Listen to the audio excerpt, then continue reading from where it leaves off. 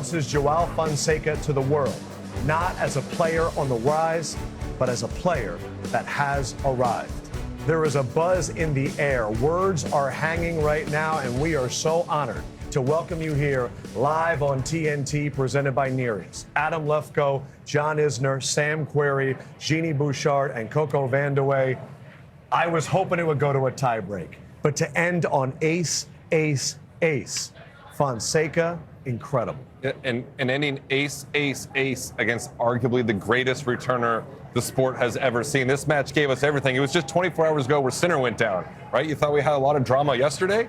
How about this match today? Musketeer Square, I've never seen it this packed before in my entire life. That match was amazing. I think the key was for Fonseca going down 2 sets. He got the early break in the third set. That was key. He got up 3-0.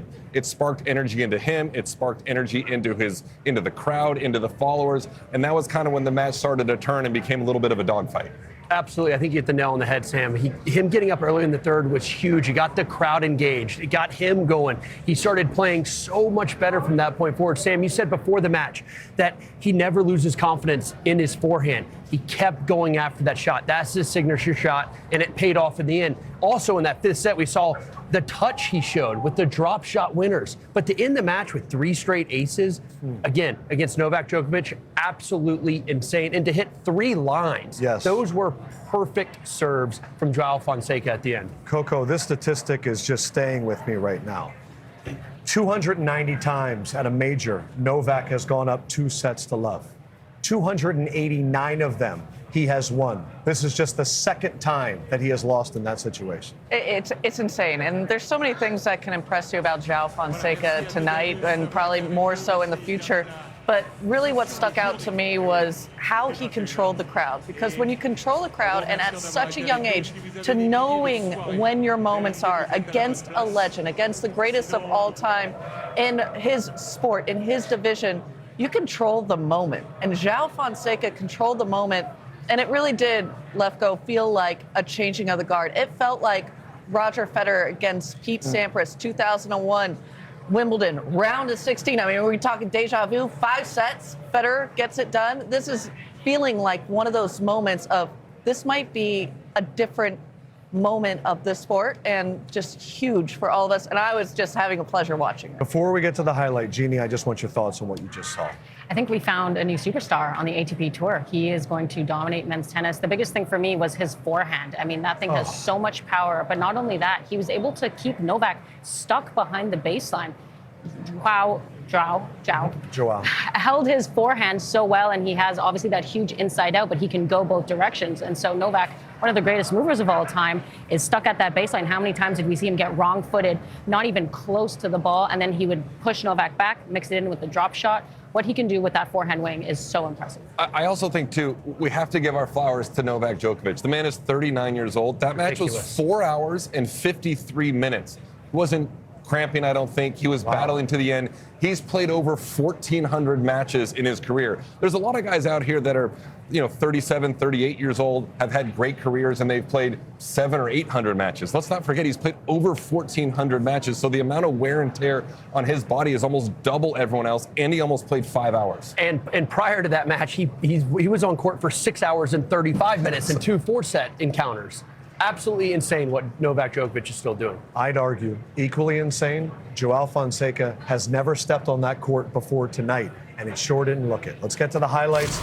We start off, it was all Novak early in this one, Sam and John. Joao, we were expecting a strong Brazilian contingent. That did happen, but Novak able to control this in sets 1 and 2. Yeah, he was right from the get-go. Novak was in control. He broke serve out of the gate and held on there for the first set lead. He actually was up a double break in that first set.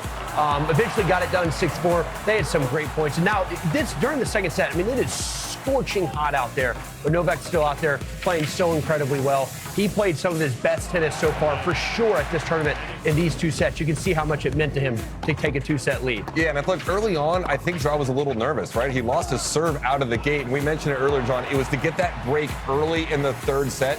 That's what calmed him. That's what kind of brought him back into this match. That's when the serve started ramping up. You can see there, ace to take that third set, and he's fired up. It's almost like he had the belief at that point that he was able to hang with Novak Djokovic.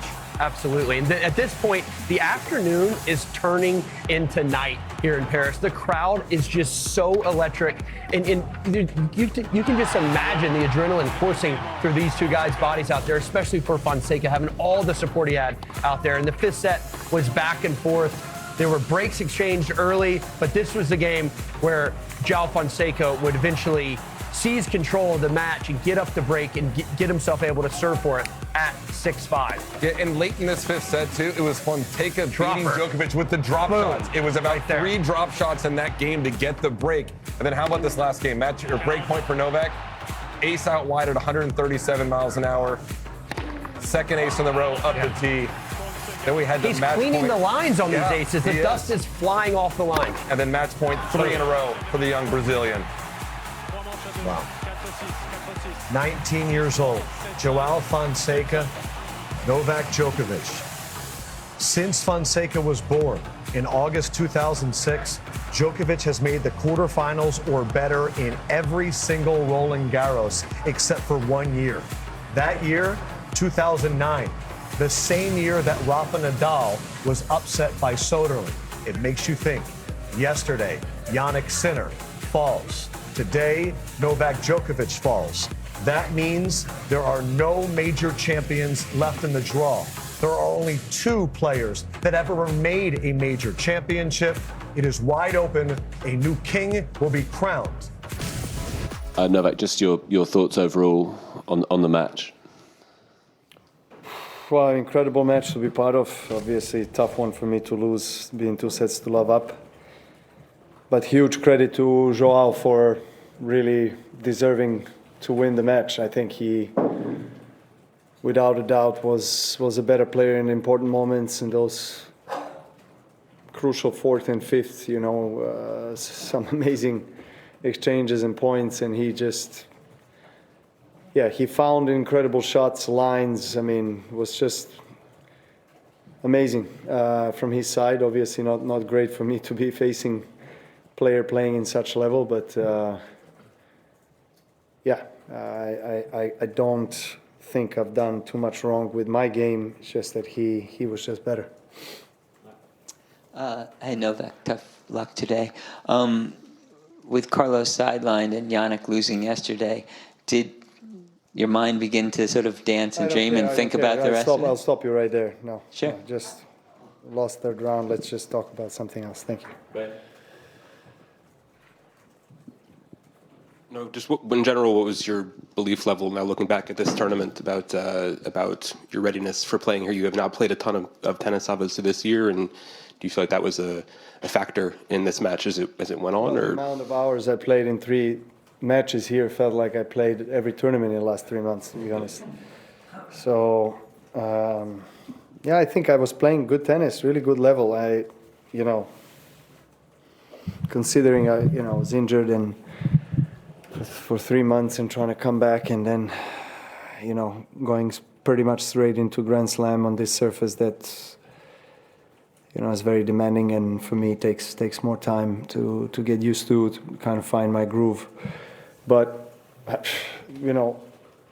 taking everything in consideration and all the circumstances, I think, the level was really good. I mean, I was happy with my level, of course. Right now, being disappointed right off the court, losing, being close to win it, and that's all I can say. Novak, here on your right. We know you are very gracious in defeats with your opponents. We saw you talking to João at the net. If you want to say yes, what you told him, we're happy to have the information. But more globally speaking, how do you see his potential, his future, his game, the tennis player he is today and he might be tomorrow? Well, of course, I congratulated him and told him that he deserved to win and played an unbelievable match, and he should be proud of himself, and wishing him good luck for the rest of the tournament. The kind of level of tennis we've seen him play created a lot of hype around him, and I think we all seen today why there is hype around him. So just the level was amazing. Novak, regarding the outcome today and the results. Wow. Game, respect, game. That was special. You could see it took a lot out of him, but you said this while he was talking.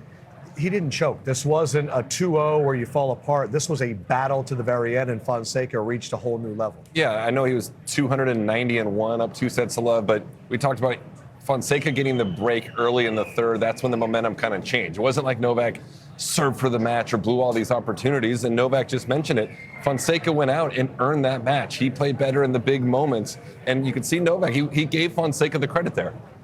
Yeah, I mean, and also Novak said that he was happy with his own level out there. So it was all about Fonseca raising his level, Sam, as you said, in those last 3 sets. It was just a spectacular atmosphere out there for this match. We're just lucky to be a part of this, to be able to talk about it right now. It was just amazing. In terms of looking forward, we just had this stat confirmed. For the first time in the Open era, that is 1968, we have no former major champions in the 4th round of a major. Literally, most people that are watching right now have not seen anything like this before. What do you think it's like in the men's locker room right now? How are they processing the opportunity that is afforded a first-time champion?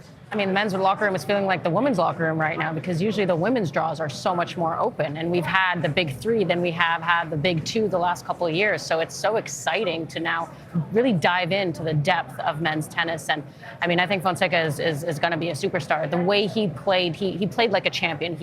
Novak mentioned it. He rose to the occasion. When it was tight, he went for it even more. And to me, that's the sign of a champion. They go out and take it. They don't wait for the opponent to miss. So he's one to watch even for this tournament. Coco, I want you to react to this. Novak was just asked about, will this be his last Roland Garros? Take a listen. Novak, will we see you back at Roland Garros next year? I don't know. Would it be okay if that was your last match to play against a player like that? I don't know. You got to think. You got to think and wonder, because we have the Olympics around the corner, and we know how much it means for Novak to play for his country. If he gets 25 at Wimbledon or U.S. Open, for sure, I would put more of a stamp that this is his last Roland Garros, and he would be more than okay with that. Such a tough question to ask just after a loss, because you're feeling really bad about yourself. But I think there's more for Novak. I think there will be something that will eat at him if he does not get 25 and he leaves this stone unturned, because we talk about Novak Djokovic being the guy that leaves no stone unturned when it comes to his diet, his fitness, what different medical journeys he takes, whether he started the laser therapy and the ice chambers and you name it, the hyperbaric chambers. I mean, I'm sure there's more things that Novak has done to create this new brand of athlete that we're seeing in Carlos Alcaraz, Jannik Sinner, João Fonseca, and Kwame. And it's just so tough to watch Novak go out like that. As a fan, as someone that watched Novak, you got to want more. I feel like, too, with Novak, it's like everyone wants him to say, I'm going to end this year, or 2027 will be my last year. I think he's just playing, and at some point, his body, his mind will tell him, you know what, that was the last one. He may never give us an exact endpoint and have us have the chance to lead up to it. You know, that doesn't always happen like that. And that's okay if it happens. Totally okay. Yeah, we've all gone through the retirement, and it just doesn't happen on a whim. It's like kind of a moment that's like, wow, this isn't what I want to do anymore. Might not have 25 yet. He is the oldest Roland Garros champion, won it when he was 36 years old. He's also the only player to do the triple career Grand Slam. So even if he doesn't hit the nice whole number of 25, he's still the most decorated champion we've ever had. Yeah, he's won the game of tennis. I mean, like, hitting number 25, to me, that's irrelevant. I mean, everything he has done, the triple Grand Slam, it's unfathomable what he has done. That press conference question, I don't like it at all. I guess it's kind of obligatory to ask him that, but he doesn't know right now as well. But if that was the last RG moment, what a way to go out, even in a loss. He captivated the world out there on Philippe Chatrier. And Novak Djokovic is the immovable object that has been the big 3. He's the last one remaining. So he is that pinnacle of all these younger generations are trying to match and trying to beat. Again, a look at his numbers. The most weeks as a world number 1. He got that Olympic gold medal right here in Paris. So this place is very special to him. The other stats.